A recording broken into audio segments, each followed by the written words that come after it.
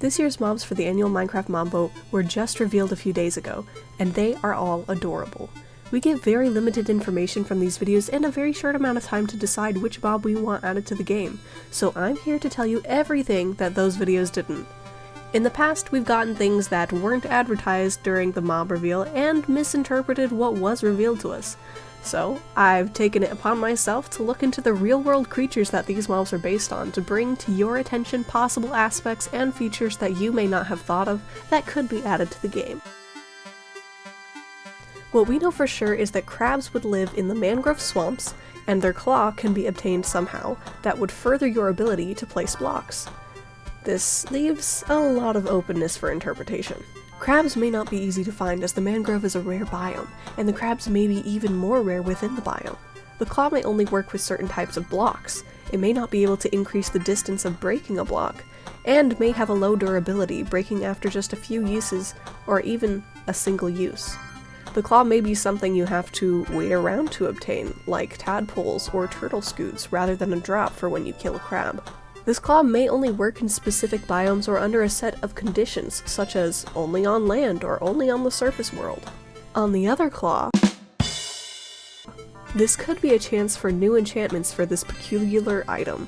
The claw could bring new recipes and possibly tools, with the claw being a key component.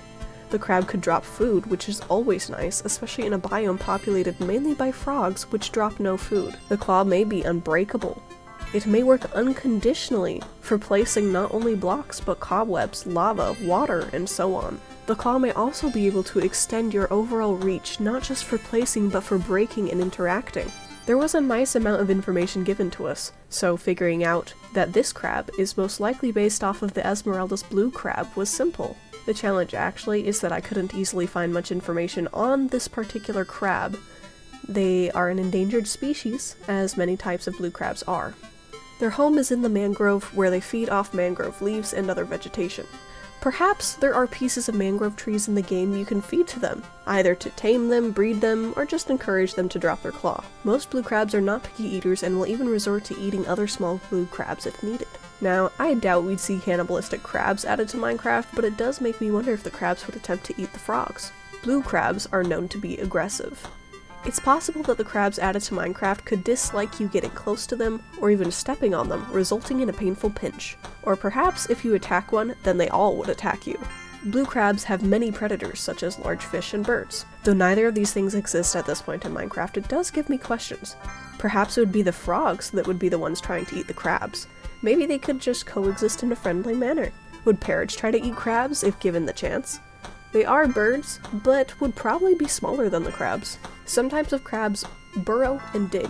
This could mean the possibility of a passive mob that can change its environment, digging holes in the mud.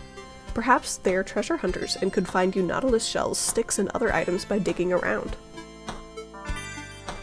We know for sure that the armadillo will be found in the savanna biome, and that the scoot can be obtained to somehow create dog armor from.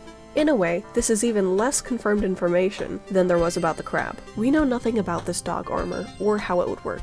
The scoot may be a kill drop, you may have to wait around for something specific to happen, or something else entirely. We don't know how rare an item this scoot will be or how many you'll need for a set of armor for your four-legged friend. It seems likely that there will be only one type of armor you can craft for your dog, and that it will not be able to be dyed as it won't be made from leather. There's also the possibility that once you put it on your dog, it can't be taken off. You may need to find other rare items to complete the crafting recipe for your dog armor. And this armor may only protect your dog against specific types of damage. The armor may not do much to protect at all, giving your dog possibly one extra hit point. The armor could also cause your pets to move slower or decrease attack damage towards mobs and players. There's always the possibility that the armor is going to be super amazing. Perhaps you can enchant it. Maybe it won't ever break. Maybe you can customize with armor trim and dye. Perhaps obtaining the scoot is quite easy and will happen often. The armor could end up doubling your dog's hit points or increasing its attack damage. But that's enough speculation. Let's look at some facts. In the reveal, the armadillo could roll into a ball, which narrows the type of armadillo down from 20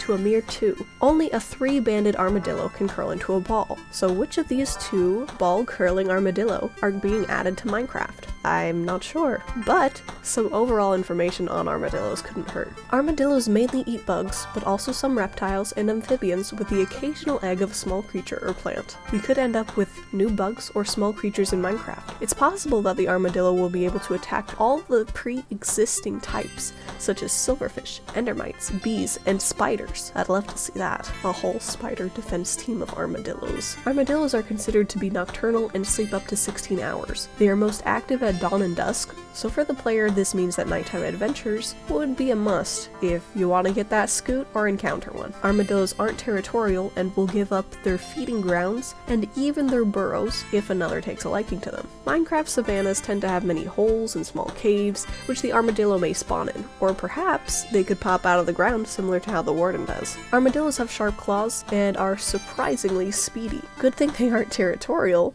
With their strong defense and attack power, you wouldn't want to turn one of these creatures against you.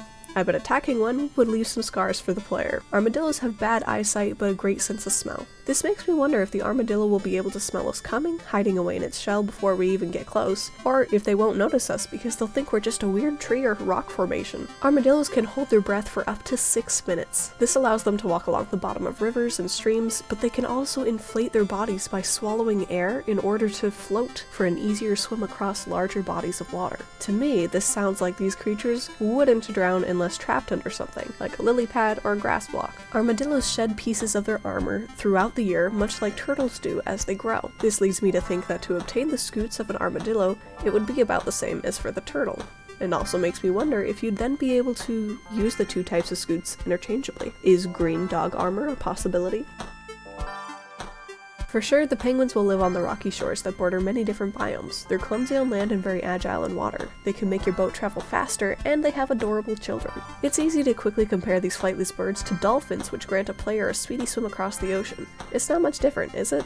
They may only stay with you, speeding up your boat in specific ocean biomes. They may not speed you up much. They may rock your boat. They may make a very annoying noise or become bothersome. They have not been revealed to have any drops or any other advantages for the player. Though there isn't much to work with, it leaves a whole lot of potential, with not much to get wrong. Everything added gains a special feeling like bonus content. I don't know about you, but I can spend hours wandering my world for the perfect build spot, and some friends to speed up my boating trip sounds quite nice.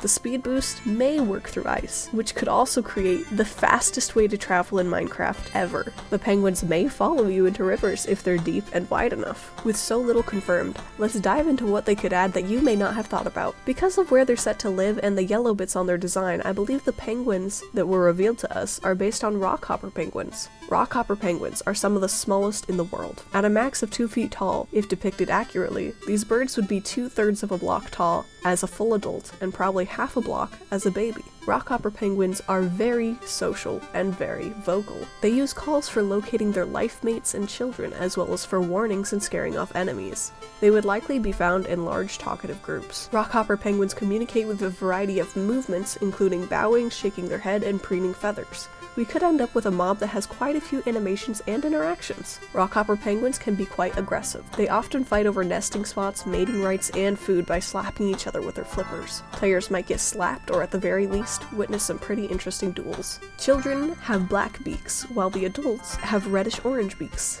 This isn't really important, but if they're close in size, it might be a key difference in telling them apart. Rockhopper penguins eat squid, fish, krill, small crustaceans, and mollusks. In-game, this could mean that they attack fish similar to the axolotl, or that they could be fed fish, perhaps a use for all of those tropical fish you keep reeling in. The thought of a colony of penguins swarming a squid is wild to me. I would really love to see it. Feeding them could be a means to befriend, tame, or even breed them. Perhaps you could lure them with a fish baited rod, similar to how you bait and lead pigs or striders. Shellfish and mollusks could also be added in the game as well. Rockhopper penguins lay 2 eggs at a time and mate for life. In the wild, they lay 2 eggs, but rarely do both survive. In game, however, it could be an opportunity for both parent penguins to care for their young. We may get a new egg type like we have with turtles, and even nests for the eggs to be in. It would also be interesting to see if their mating for life would translate in game, meaning you would not be able to breed penguins with any other penguin than the one that they're partnered with. What did you think of the special creatures of the 2023 Minecraft mob vote?